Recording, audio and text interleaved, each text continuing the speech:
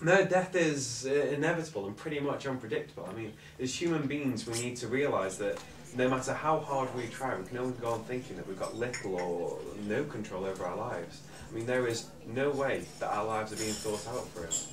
And everything that we do is a result of our God-given gift of free will. What about scientific law? You mean like physical, biological, chemical laws affecting the body? Yeah, I once heard someone talking about how when the brain is telling another part of the body to do something, when a large amount of involuntary actions happen to produce a seemingly voluntary effect. Yeah, I've heard that too, and although it's accurate to say that a lot of the actions happening within our body seem meaningless and insignificant, they're all in fact working together as cogs driving the machine of our body.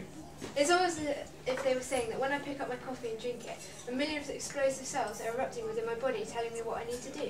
Ah yes, but we can all agree that the only reason any of that is happening is because you wanted it to. Which brings me back to my first subject of free will and death. Like I said, it's inevitable. And only when humanity realises this will humanity finally be happy with itself. I mean, too many people just wander through their mundane lives thinking that one day they're going to do something exciting. But not today. Not today. And I mean, that's the problem. People don't realise that the end of their lives is slowly creeping up on them. That's a bit morbid. On the contrary, what I'm saying is that society doesn't live life to its fullest. I mean, think of all the great experiences that you never have, the loves that will never be, the interesting people you'll never meet. I mean, even the stories you'll never hear. If only people would willingly look at themselves. I gotta say, I disagree with you. I mean, technically, I'm the closest to death that I've ever been, and yet I have the feeling that my life is so far ahead of me. I have all the time in the world to do everything I could have ever dreamed of doing. Well, yeah, but it's whether you will actually take those dreams and make them into reality, or whether you just leave them as dreams. I mean, actions are more important than intentions. We all have intentions.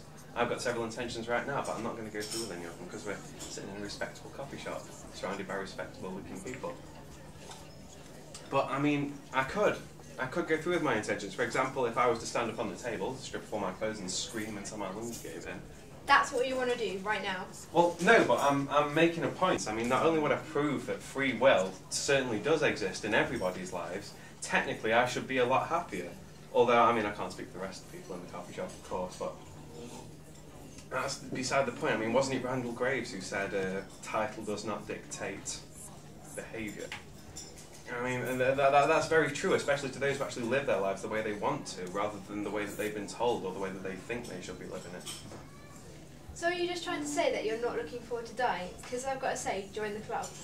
Well, no, I'm not. I'm merely pointing out a theory on the way that humans, as a society, live their lives.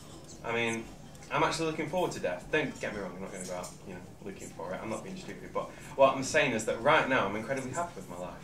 I'm on this great adventure, which it'll come to an end when I die. But when I do die, I'll be able to start a whole new adventure. No one can ever be sure what the adventure is, but you can always speculate. Basically, this next adventure for you is heaven. Yes, exactly. I mean, I don't know what it's going to be, and that's the exhilarating part of it for me.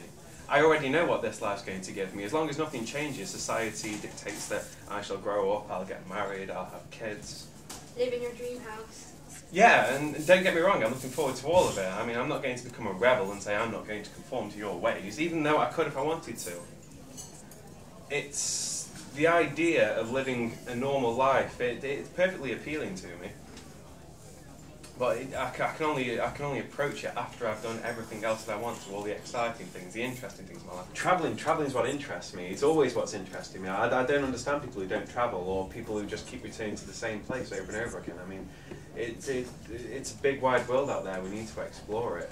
I mean, it is our world too, and we need to grab it by the horns and not let go until we're completely through with it. Then why don't you get up and do something about it then? Well, I mean, I've always wanted to.